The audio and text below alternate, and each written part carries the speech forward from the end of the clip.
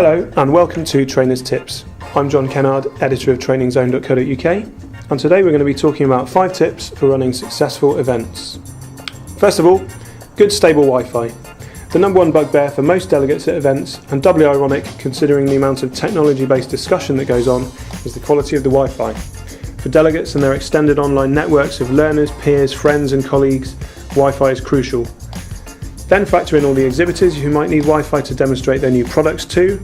So if you're running an event, estimate the bandwidth you think you'll need, then treble it just to make sure. Next up, have plenty of food. You need your energy for these events. No one likes to attend a talk on an empty stomach, so make sure lunch and mid-morning snacks are available. This means you'll definitely be dealing with some post-lunch lethargy, but rather this than an exhibition full of delegates with the hangar. Thirdly, why don't you book some non-L&D speakers? Often the best talks you'll see at events come from surprising sources that aren't from the world of L&D. Sports people, philosophers, tech innovators, futurists. It's almost crucial to your programme, in fact, to prove that L&D doesn't exist in its own bubble, but it draws its influence from, and in turn is an influence on, the wider business and the outside world.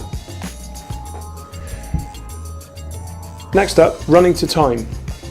Panel sessions often get out of hand, which is great because it shows enthusiasm, but that eats away at other people's sessions and those precious coffee breaks.